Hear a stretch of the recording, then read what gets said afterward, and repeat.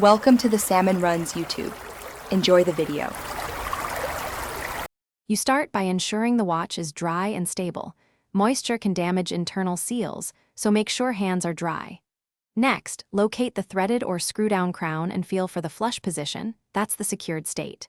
Rotate the crown counterclockwise slowly, usually 3-6 turns, until you feel a slight release or a tiny pop. This is the unlocked neutral position. Once done, you're ready to set time or date without forcing the stem, because the thread has disengaged safely. With the crown unlocked, pull it to the first detent to change the date or to the second detent for the time, depending on your movement.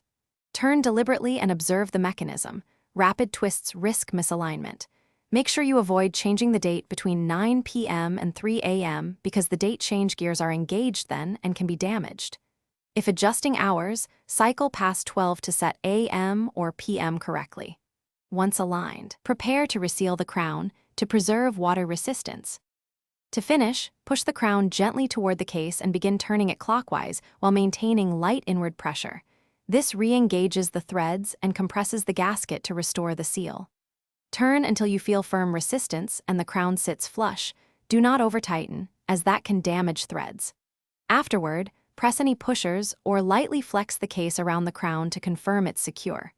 If it feels loose or you detect moisture later, stop using the watch and have the seal inspected or replaced. Thanks for watching. Consider subscribing if we helped you.